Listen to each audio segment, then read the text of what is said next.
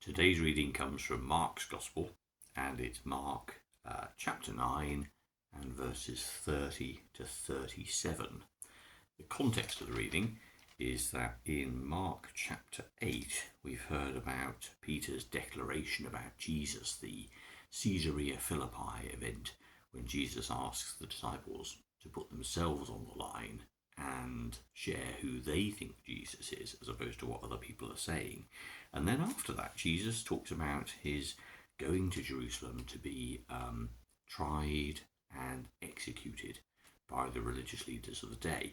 And in Mark's Gospel, that inspires a very passionate reaction from Peter saying that can't happen, Jesus rebuking him. And then we get the transfiguration, of course, the words from heaven, from God, saying, "This is my own dear son."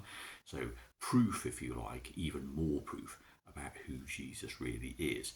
And then our particular reading is preceded by a healing of a boy with an evil spirit, when Jesus casts out the demon and the boy falls to the ground, and everyone is reported as saying, "He's dead," and Jesus helps him get up, and all is well. And this then is the second time that Jesus speaks about his forthcoming death in Jerusalem. Jesus and his disciples left that place and went on through Galilee. Jesus didn't want anyone to know where he was because he was teaching his disciples. The Son of Man will be handed over to men who will kill him. 3 days later, he will rise to life. But they did not understand what this teaching meant, and they were afraid to ask. They came to Capernaum, and after going indoors, Jesus said to his disciples, "What were you arguing about on the road?" But they would not answer him, because on the road they'd been arguing amongst themselves about who was the greatest. Jesus sat down, called the 12 disciples, and said to them, "Whoever wants to be first must place himself last of all and be the servant of all." Then he took a child and made him stand in front of them. He put his arms round him and said to them, "Whoever welcomes in my name one of these children welcomes me, and whoever welcomes me welcomes not only me, but also the one who sent me." There's a third time when Jesus talks about the fact that in Jerusalem he's going to be killed. And there's no reported response from the disciples at all at that point. But in this journey from north to south, down to Jerusalem, there is, throughout Mark's Gospel, after the Caesarea Philippi event, a real sense of forthcoming dread on behalf of the disciples, who walk with Jesus, sensing that they're going towards something final and something horrendous. Jesus is telling them what's going to happen, but they don't want to hear it, they don't understand it, they want to reject it because it isn't the plan. Everything was going so well.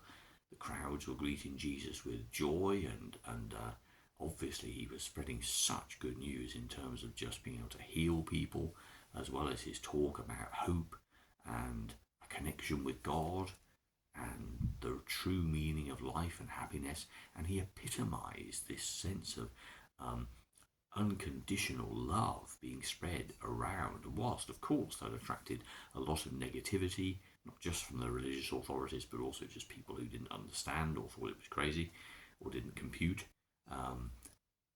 Generally, there was of course such joy, and to feel that people were on some kind of march towards destruction was clearly very much at variance with how people felt, or the disciples felt, things should go.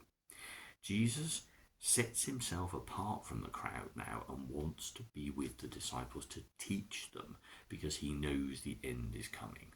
And he wants to teach them really what this is all about. They've witnessed fantastic events, they've seen miracles, they've seen all sorts of, mind-bending occurrences. And yet, what he wants to leave them with is this total and utter knowledge about why he came and what he is showing people about the true nature of God. That God is love, and that love transcends everything else. So all the expectations and all the traditions and all the customs that people followed in the name of God may have their uses, but equally well, there is something here that is so new, it trumps everything else. And in one's attitude to the world and to the world's people, there is a new rule. And it has nothing to do with laws and regulations. It is about an attitude of seeing other people as equals, knowing the unity that comes from understanding that God created everybody of all races and all nations, and God loves everybody of all nations and all races. And that is in and of itself something that society and the world still hasn't grasped even today, that there is unity, there is diversity, but there is fundamental unity in understanding that we're all brothers and sisters to one another. And our attitude needs to be that. And that isn't an attitude in the sense of a philosophical stance. It's about how we actually live our lives. When you encounter another human being, how do you treat them? Do you look upon them and, using all the knowledge that you've gathered over your many years, you judge them based on the flimsiest of things? They've got a beard, they're a particular height or size, they're a particular colour, they talk with a particular accent, they say something which triggers a certain memory, all the ways in which we just within a moment have made an assessment about somebody else. The attitude in the kingdom of heaven on earth is one of a blank sheet of paper, an open book, and acceptance. That you start from the principle that everybody matters, everyone is important, everyone deserves respect, that there is no place for prejudice or division. Everybody is important because God loves everyone the same. And so when Jesus takes a child in Mark's Gospel and makes him stand in front of him, puts his arms around him and says, "Whoever welcomes him in my name, one of these children welcomes me," that's the attitude. Because children, of course, were perhaps regarded as not very important in a hierarchical society. You revere the old and the wise, the titled, and those with status and power. But to take a child who has no status, no power, no authority in and of themselves, and to recognise that they have as much right as everybody else, is the attitude that Jesus is looking for. It's non-judgmental, it's accepting, it's graceful.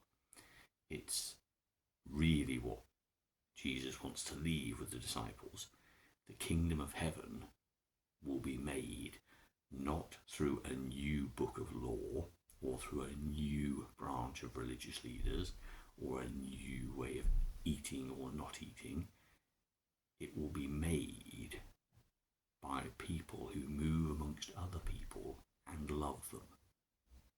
People who move amongst the world and see only potential in the faces of other people they meet, even if they are complete and utter strangers to you. And that's what makes the kingdom of heaven on earth, and that's what Jesus wants to leave with the disciples. It's a clear mandate for all of us, and it's really important because however liberal we may feel we are, however accepting we are, this is something we have to work on all the time, to be non-judgmental, to be in the moment and to respond in the moment with love and grace and kindness, to build people up rather than knock them down, to actively go out of our way to help other people. This is contrary, particularly increasingly so, in a society where the care and the reward and the pleasure of me, the centre of the universe, is the most important thing.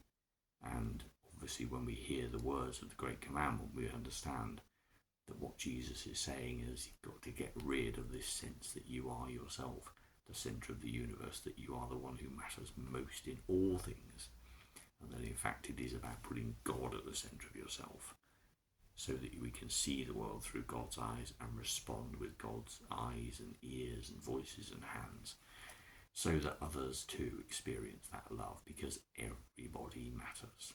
This is the most important thing, and the implications of that, of course, are huge.